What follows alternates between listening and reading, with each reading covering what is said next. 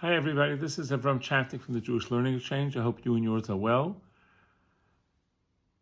This week's Torah portion is Parshat Mishpatim, and also we have an extra reading, Parshat Shekalim, a reading that we have before the Hebrew month of Adar, which begins this coming week.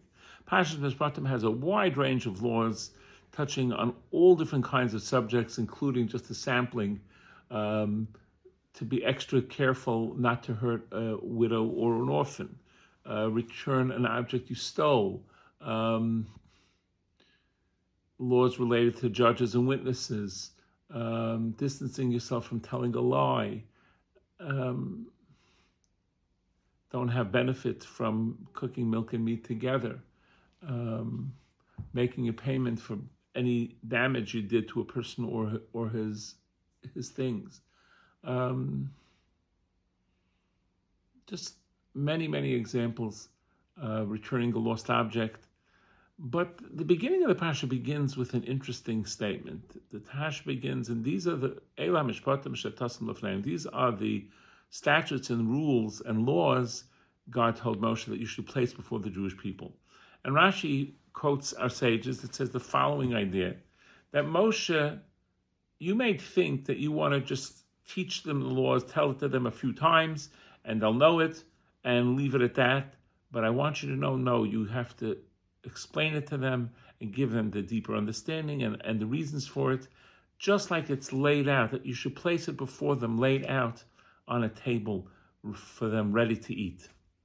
And the basis, one of the great Hasidic masters, a Ger Rebbe, asked a very powerful question. He asks, why would God think that Moshe may think to just repeat the laws a few times and not give them the insights?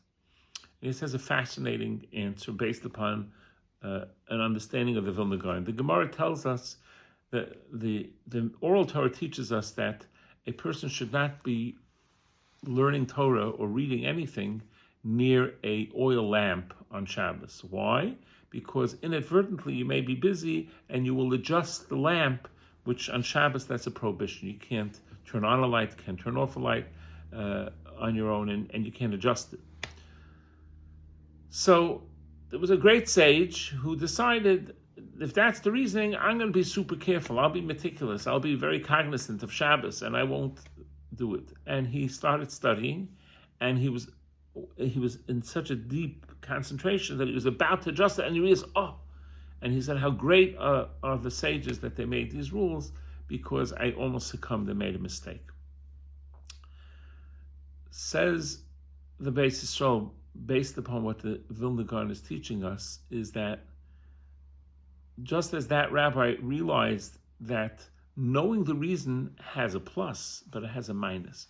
Because if you know the reason, it makes it more interesting and you enjoy it more.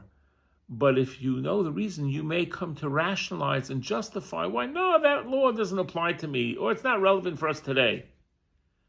And that's what God was afraid Moshe would want to do, that he would want to tell the people the law and they should just accept it. And God said, no, it's worth the risk. I want them to understand it and to get a deeper appreciation of it. But they hopefully will still not try to adjust it and change it and justify it because they know some of the reasons. So this is an important lesson for us. The lesson is that we should study the mitzvahs and study in depth and get greater appreciation and understanding of it. It's not coincidental, by the way, that the Hebrew word for reason is called ta'am, which is the same Hebrew word as taste.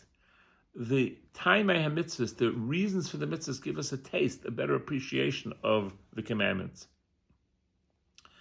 So on one hand, that's a very beautiful thing, and by delving and studying the mitzvahs and having a deeper appreciation of them, that's great. But we have to be careful not to make the mistake. First of all, we don't know all the reasons for the mitzvahs. They can be multi-level reasons. And second of all, the real reason we do the commandments is because God said. The reasoning gives us a little flavoring, but that's not the reason, because we don't want to adjust it on our own because we think we understand all the reasons, so we can, it doesn't apply today. No.